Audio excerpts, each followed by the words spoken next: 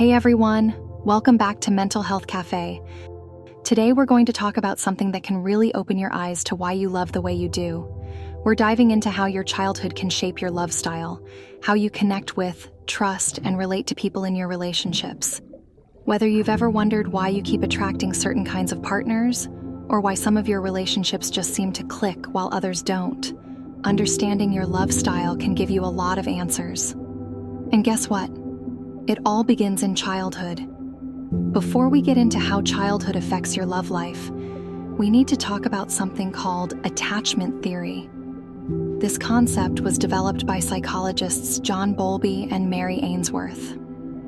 In a nutshell, attachment theory says that the bond you form with your caregivers in early childhood shapes how you view relationships for the rest of your life. For example, when you were little, how your caregivers responded to your needs, whether they made you feel safe, heard, and loved, forms the foundation for how you perceive love, trust, and emotional security as an adult. Now let's break down the 4 main attachment styles. Each one of these can influence the way you approach love and intimacy as an adult. Number 1, secure attachment. First, we have secure attachment.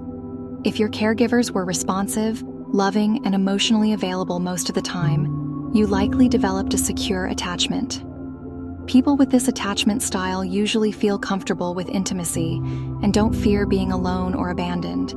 In relationships, they trust easily, communicate their needs, and are emotionally available to their partners.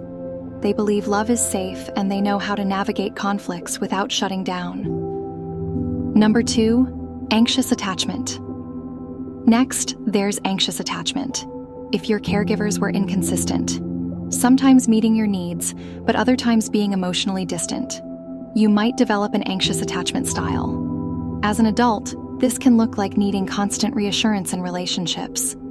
People with anxious attachment often fear abandonment and may become clingy or overly dependent on their partners for validation.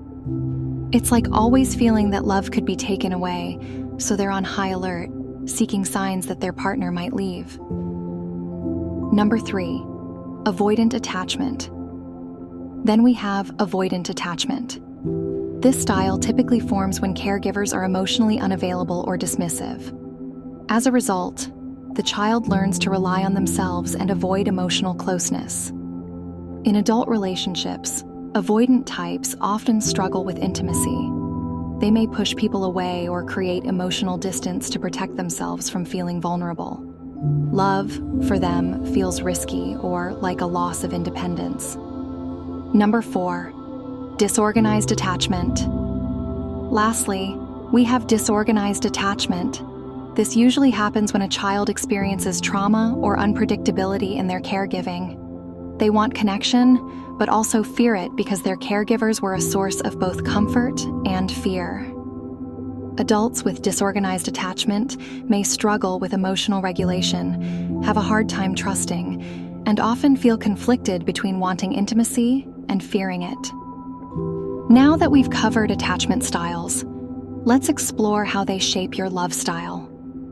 The way you were loved as a child sets the stage for how you express love as an adult. For example, someone with a secure attachment style may find it easy to be vulnerable and emotionally present in relationships. On the other hand, if you have an anxious attachment, you might need constant reassurance or fear your partner leaving. And if you're avoidant, you might struggle with feeling smothered or overwhelmed by emotional closeness. Here's the good news. Your love style isn't set in stone. While childhood experiences shape a lot of your emotional patterns, they don't have to define you forever. With self-awareness and emotional work, like therapy or mindfulness, you can heal and shift your attachment style. You can learn to feel more secure, communicate better, and break out of patterns that aren't serving you. It's all about recognizing your triggers, understanding where they come from, and being open to growth. Healing from childhood patterns takes time, but it's absolutely possible. So, let's go through a few quick tips for each attachment style to help you create healthier, more fulfilling relationships. If you have a secure attachment, keep doing what you're doing. But remember, it's important to remain empathetic toward partners who may not have the same emotional foundation. If you're anxious, focus on building your self-worth outside of the relationship. Practice self-soothing techniques and try to communicate your needs without seeking constant validation. For avoidant types, the key is learning to lean into vulnerability. It's okay to ask for support and let people in. Practice sharing small feelings and gradually build your emotional connection. And if you're disorganized, therapy can be incredibly helpful in navigating the push-pull dynamic you might experience in relationships. Mindfulness practices can also help you stay grounded when emotions feel overwhelming. Remember, your love style isn't about being good or bad at relationships. It's about understanding where you've come from and how it's shaped you. The more you understand yourself, the more intentional you can be in creating healthy, fulfilling relationships. Love is a journey, and the more we learn about ourselves, the better we can love others. Thank you so much for watching. If this resonated with you, don't forget to hit the like button, subscribe for more content on mental health and relationships, and share your thoughts in the comments. How has your childhood shaped your love style?